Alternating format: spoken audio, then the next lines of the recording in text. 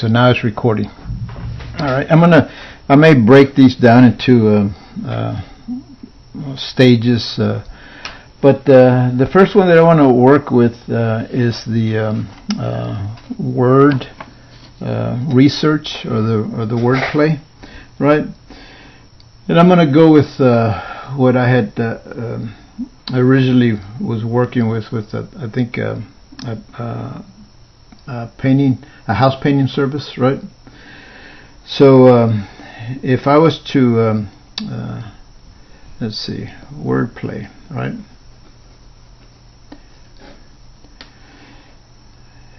And if I was to come up with some a list of items like things that are associated with this service, tools that are associated with this service, so that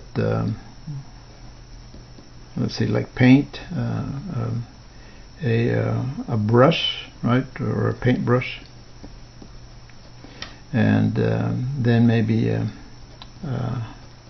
paint can, a ladder, a house, right? And so I would, go on and on and on, as many as I can come up with. Now, what I'm going to do here in this technique is I'm going to actually combine or what's it called, morphing of two or more images, right? So that will equal to a lot of options, right? That's what I'm looking for. I'm looking for as many options that I can come up with. So this is I'm going to come back to this, but if I look at those categories, right? If I look at those categories, and I say, well, you know what? Let me talk a little bit while I'm on here.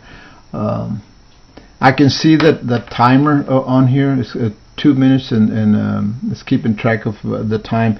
I don't want these to go any longer than 8 or 10 minutes, because then it's difficult to upload them on there. So that's why I say I think I'm going to do when I want to stop this recording when it gets to around 8 or 10 minutes, and then there will be recording number 1, and then I'll go to number 2, and so forth.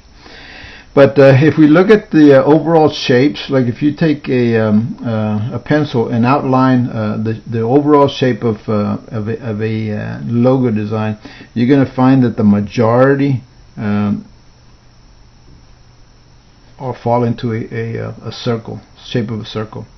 And then the next basic shape that you'll see most commonly in logos is the square, and also the oval,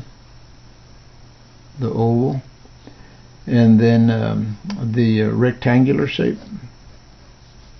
And this most of the time it's a horizontal rectangle. I very rarely see a logo that might be in a vertical rectangle, and then you've got like a triangle, and then you've got a kind of a specialty type shapes, like a shield shape or whatever.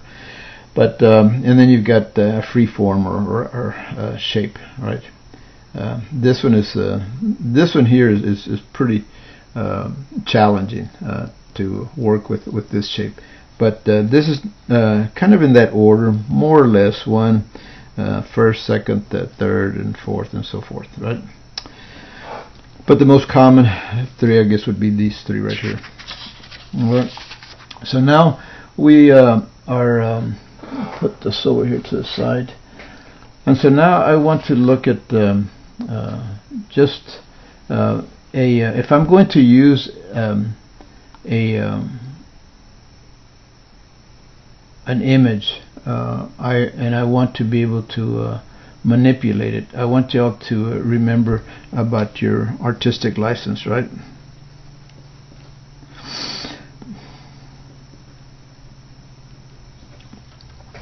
that this gives you the power to take a pencil, and I want y'all to think about when you're using an object. Let me use this pencil as an example. You normally see this pencil presented in this perspective, or this vantage point here, but think about taking any object that you're considering and you twirl it around in front of you and look at all of the different angles and vanishing points that you can present it in. So, like if you're doing if you're using a pencil, I mean the different shapes and the sizes that you can use are pretty much open, right? Maybe I think one of the characteristics of a pencil is well, I'm talking about like a number 1 or a number 2 pencil, right, with an eraser. Like that. But I can take that and I can maybe present it in this manner here, right, like it's receding.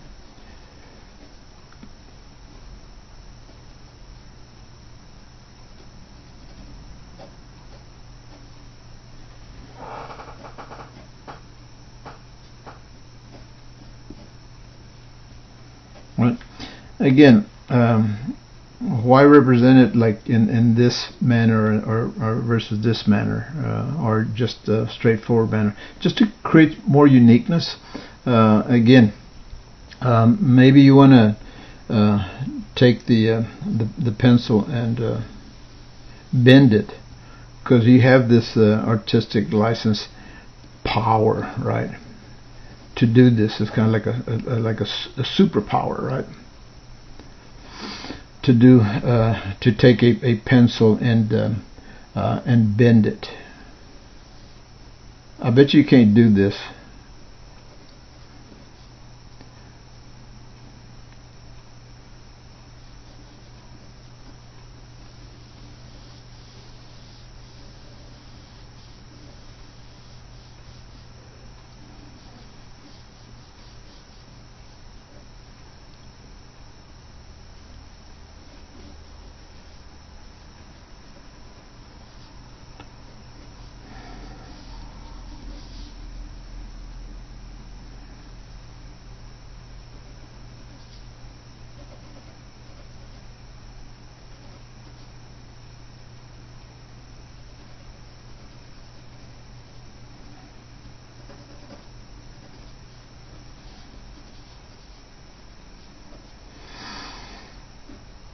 Y'all see what I did here with this pencil? Put it in the shape of a light bulb, right? This I can only do this as a visual communicator. I can't do this in real life, right? Bend a pencil like that. But as a visual communicator, I have this superpower, this artistic license that allows me to do that. Okay, so remember that if you're going to use a symbol, think about how you want to represent it in there in your design. Okay.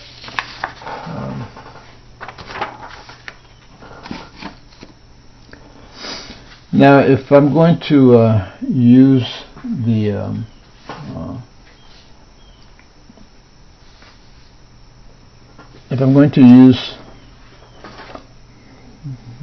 the first category, okay.